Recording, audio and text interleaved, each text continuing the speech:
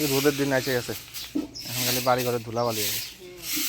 এই যে খাইতে গেছে মাটি খাইতে ধুলা উঠানো হয়ে গেছে।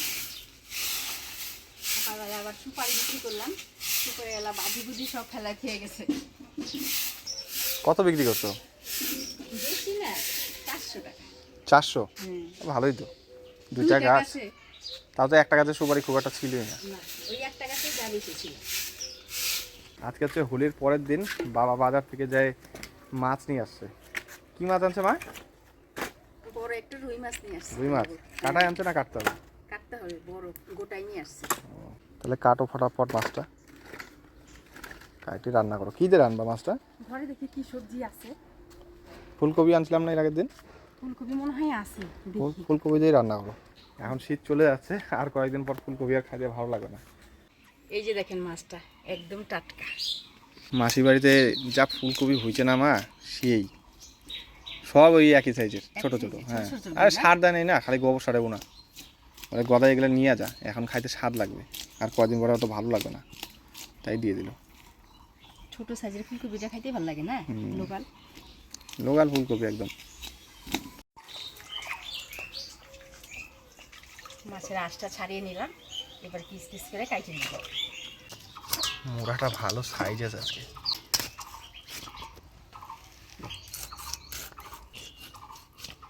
মাছটা কিন্তু দারুণ, সেই তেল আছে মাছটায়। হ্যাঁ।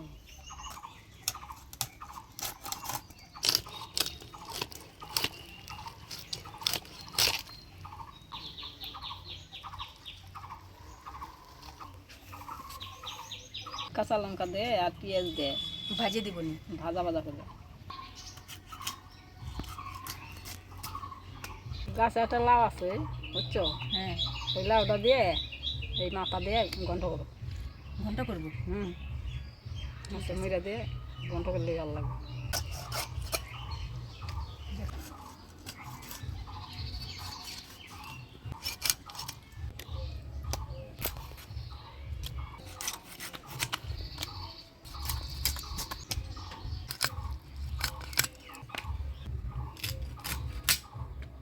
একবারে ফালা ফালা করে নি মুড়াটা।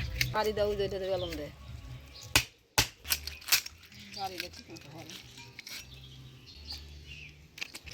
এই দেখো কাটা হয়ে গেল মাছের মুড়া।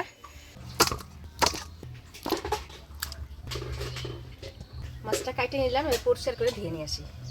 লাউটা একদম কচি, লাউটাতে যা রান্না করা যাবে ও স্বাদ লাগবে।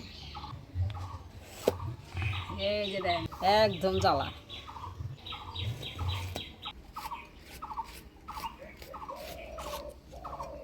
হলুদ, লবণ, মাছটা মাখায় নিব।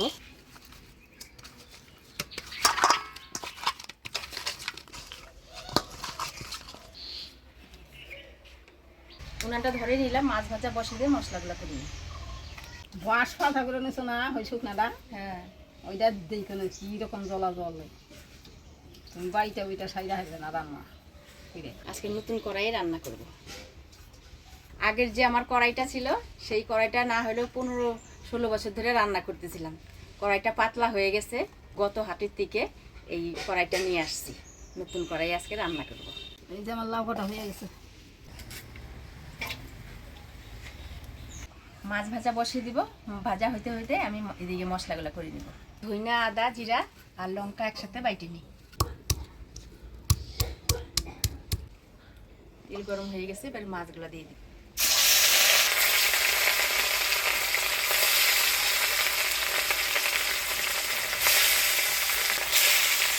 ধইনা, জিরা, শুকনা লঙ্কা,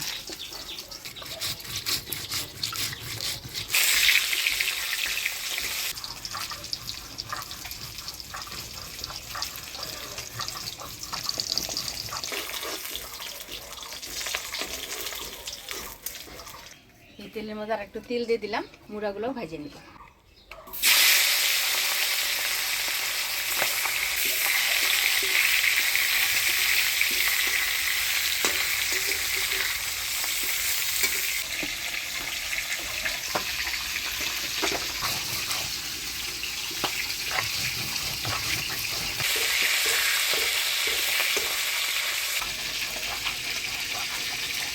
চিংড়িটা ভেজে নিলাম, এবার নামিয়ে নিই। আলু ফুলকপিগুলো ভেজে নিব।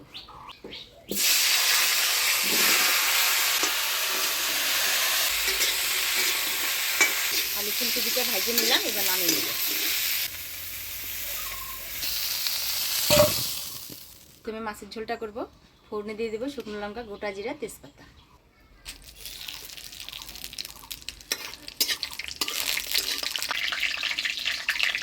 এবারে দিয়ে দিচ্ছি পেঁয়াজ কুচি।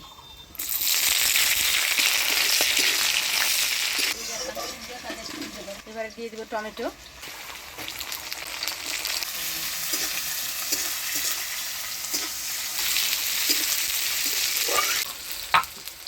এবারে দিয়ে দিব বাটা মশলা, দিব হলুদ, স্বাদ মতো লবণ।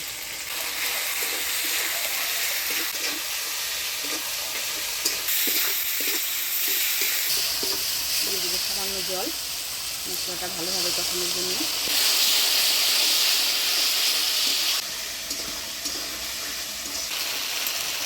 মশলাটা ভালোভাবে কষিয়ে নিলাম, এবার ভাজে রাখা আলু ফুলকপি দিয়ে দিই।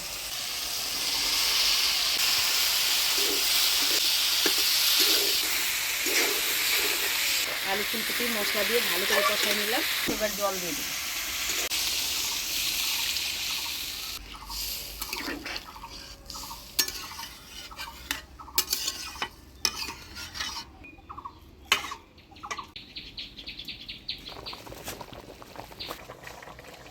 ঝোল জাল হয়ে গেছে, এবারে ভাজে রাখা মাছগুলো দিয়ে দেব।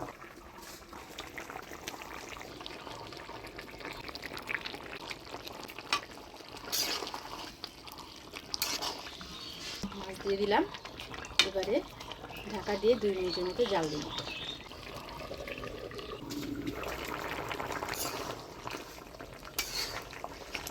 আলু ফুলকপি দিয়ে রুই মাছের ঝোল হয়ে গেছে, এবার নামিয়ে নিই।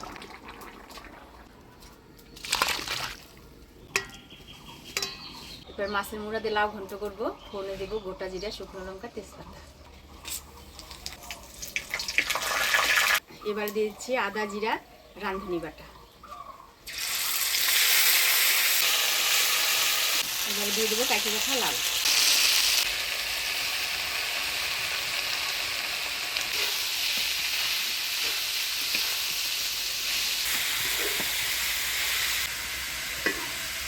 দিয়ে দেবো হলুদ, স্বাদ মতো লবণ, কাটিয়ে রাখা কাঁচা লঙ্কা।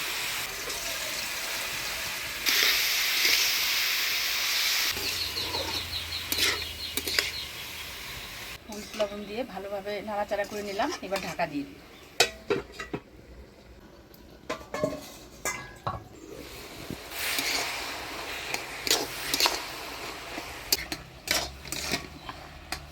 লাউ এই যে দেখেন কতটুকু হয়ে গেল। এবার ভাজে রাখা মাছের মুড়াগুলো দিয়ে দিই।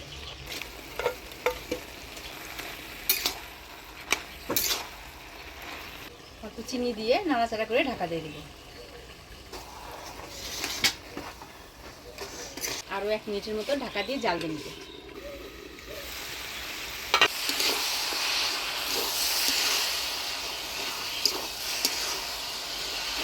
মাছের মুড়া দিয়ে লাউ ঘন্ট হয়ে আসছে, এবার ধনিয়া পাতা দিয়ে নামিয়ে দিই।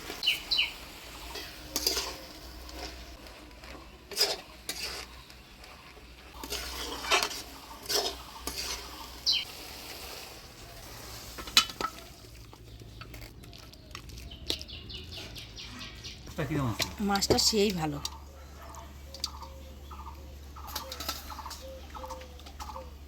কাছে একটা লাউ ধরছিল ছোট্ট, হ্যাঁ ওই লাউটা দিয়েই ঘন্ট রান্না করা হয়।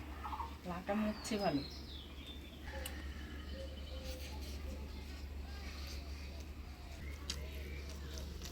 মাছের মুড়োটা আজকে বেশি ভাঙে দেয়নি।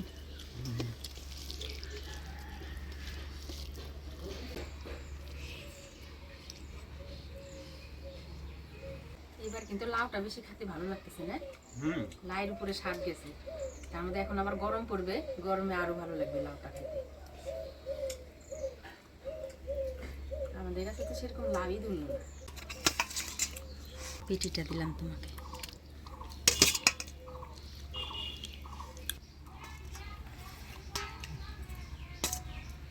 দারুণ।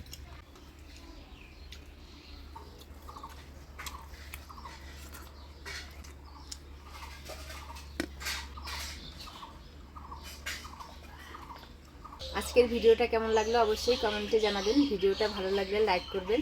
দেখা হচ্ছে পরবর্তী ভিডিওতে। ভালো থাকবেন, সুস্থ থাকবেন।